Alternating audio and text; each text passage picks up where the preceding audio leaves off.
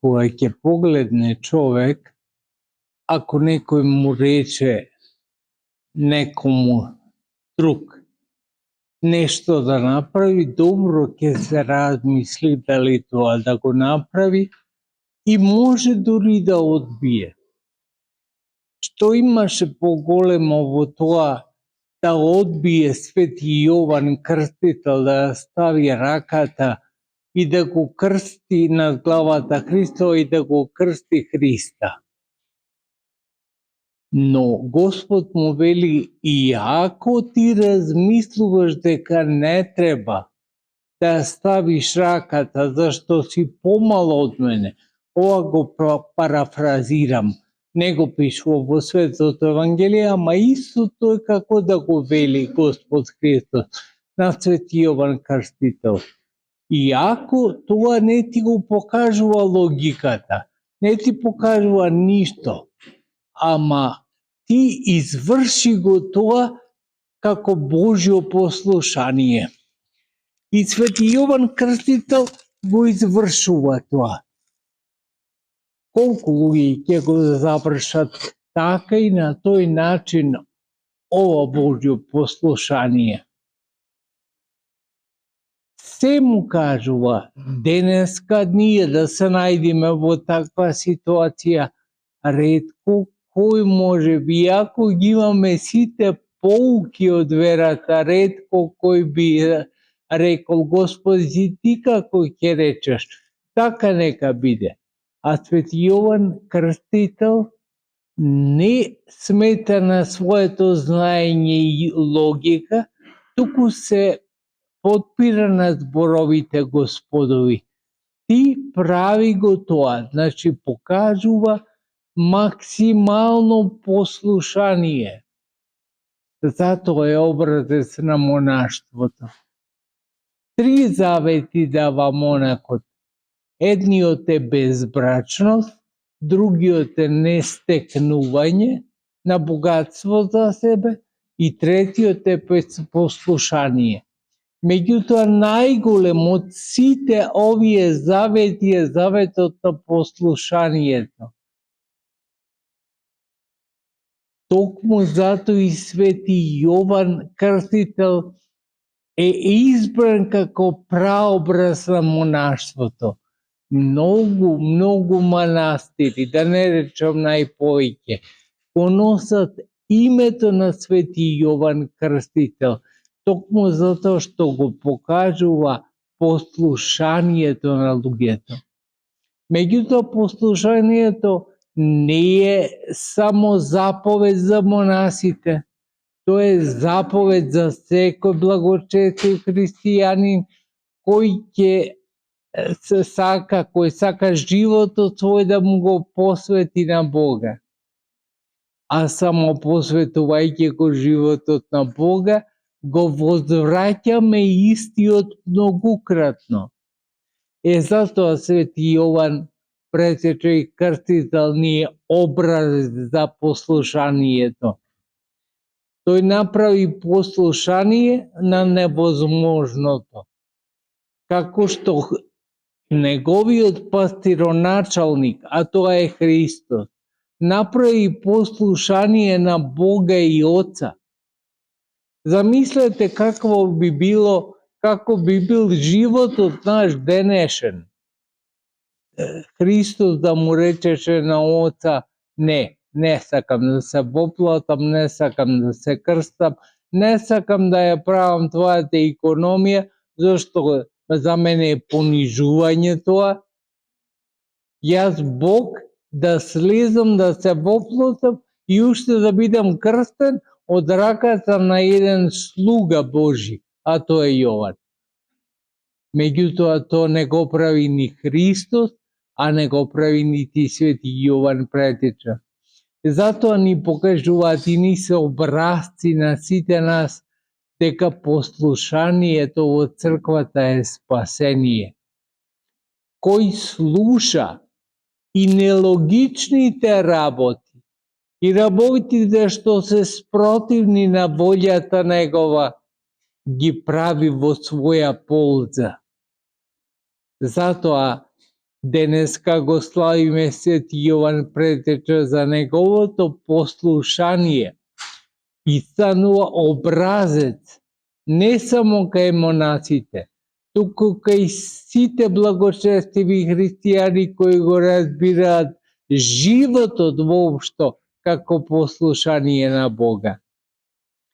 А немаме друг излез. Односно, имаме друг излез, ама другиот пат води во пеколот. И што добиваме од тоа? Единствен пат води во рајот, тоа е послушанието. Послушанието на Бога. Меѓутоа, за да се научиме да го слушаме Бога, прво се вежбаме во слушање, односно послушание кон родителите, кон свештенослужителите, кон епископот во црквата и понатаму стануваме и самите во можност да ја откриваме Божијата волја и да ја распознаваме истата да ја почитуваме. Ете, тоа е важно денеска на празникот на Свети Јован Претече и Крстител да спомнеме нешто што веројатно е најважно од неговата порака која ни ја донесе во животот. Порака која во тишина и мир не излезе вака со некакви логични зборови да му проповеда на народот, туку со своите дела покажа нешто што е извор на животот, а тоа е послушанието. Затоа, браќа и сестри, да го славиме Свети Јован Пророк, Претече и Крстител, и гледате, нашите претходници дури му посветиле една црква цела во овој град, зашто знаат дека тој е најголем роден од жена. За него Христос вели така, не вели некој во кој можеме да се сомневаме. Туку Христос вели, Свети Јован е најголем роден од жена. Секако после Христа, после Богот наш, ама тука не сметајќи дека Христос е зачнат како човек од машка поход, а Свети Јован е зачнат како човек токму така. Затоа тој е најголем роден од жена. Е, тоа треба да го славиме и да го почитуваме. Да имаме почит кон тие кои не воедуваат во верата. А тоа е секако Свети Јован Пророк, Претече и Крстител. Зашто тој се удостои да го крсти Господа Исуса Христа. Не беше некој од нас. Не избра Господ некого од нас, туку го избра него. Со сите доблести кои ги има Свети Јован Крстител, кој е најголем роден од жена. А најголемата, како што веќе потенциравме, е неговото послушание. Послушанието е незаменливо, браќи и сестри. Незаменлива добродетел. Ние може многу добрини во животот да направиме, ама да бидеме самовласни во смисла како што имаме власт да бидеме самовласни и да немаме никакво послушание кон никого. Како велат старите, што на ум, то на друм. Тоа да си правиме што сакаме. Не ни е таков образецот кој ни го покажа Свети Јован Претече и Крстител. Не, тој не знае како може да се случи, како и Пресвета Богородица претходно. Но погледа Духот Свети да слегува над Христа и Господ моли, тој е. Тој него ни познава Христа кој е. Можете да замислите, една ситуација во која некого не познавате, а Духот Свети ви кажува тој е, а вие извршувате едно дело кое е спротивно на вашата логика. Тоа може само Свети Јован Претежи Крстител. Односно, логиката ја подчинува на послушанието. Му вели Господ и тоа за него е закон. А нешто му вели умот. Тоа, браќа и сестри, треба секогаш да го имаме на ум. Не она што нас ни се чини најрасудително да го извршуваме, туку тоа што е волја Божја.